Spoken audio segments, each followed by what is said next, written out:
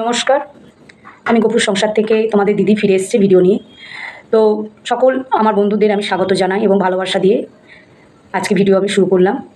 তো এই আর জি কর কলেজ নিয়ে সত্যি যা কাণ্ড চলছে বা তিলোত্তমাকে নিয়ে আজকে দেখুন প্রত্যেক মানুষ কিন্তু বেরিয়ে গেছে। জানি না পুজোটা আমাদের কেমন কাটবে, আশা করি ভালো কাটবে না, কারণ যেহেতু আমাদের বাড়ির মেয়ে চলে গেছে সবাই সেটাই ভাবছে বা বলছে বা বলছেন।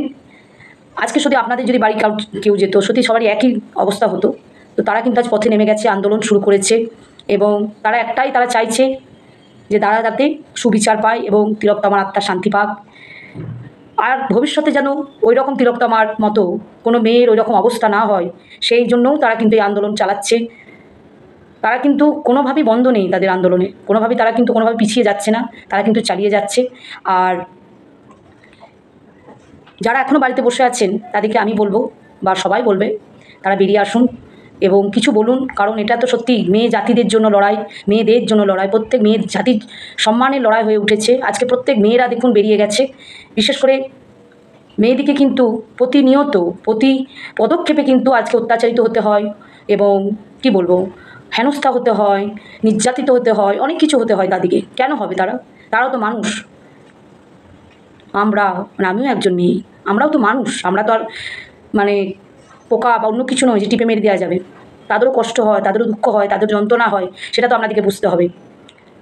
আর 1 মাস হয়ে গেল এখনও অবধি কোনো কারো শাস্তি হলো না। এটা সত্যি খুবই লজ্জা ব্যাপার যে এখনও কোনো সুবিচার তারা যারা আজকে এত লোক যারা বেরিয়ে গেছে আন্দোলন করতে, তারা কিন্তু এখনও সুবিচার পেলেন না। এটা কি হচ্ছে সমাজে? প্রত্যেক মানুষ আজকে বেরিয়ে গেছে, গোটা বিশ্বটা কেঁপে গেছে, শুধু একটাই কথা, উই ওয়ান্ট জাস্টিস। তো কবে এই জিনিসটা আমরা পাবো বা পাবেন তারা, সেই আশাতে কিন্তু তারা পথে বসে আছে।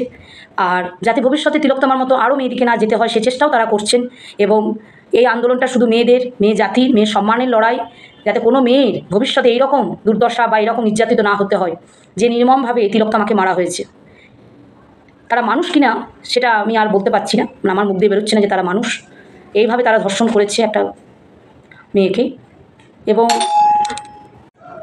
এটাও আমরা কিন্তু দেখতে পাচ্ছি যে অনেক লোক পুজোর বাজার করেনি, তারা কিন্তু তাদের সেই পুজোর টাকা বাঁচিয়ে পথে যারা বসে আছেন, যারা আন্দোলন চালাচ্ছেন, তাদের জন্য খাবার দাবার কিনে দিয়ে আসছেন। সত্যি তাদেরকে আমি কুর্নিশ জানাচ্ছি এত ভালো কাজের জন্য।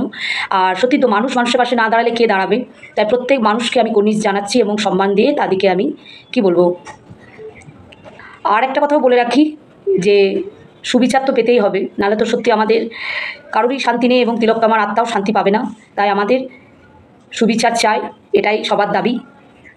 আর পুজোটা আমাদের এবারে সত্যি ভালো কাটবে না, সেটা সকলেই জানেন আপনারা যে পুজোটা আমাদের একদমই ভালো কাটবে না।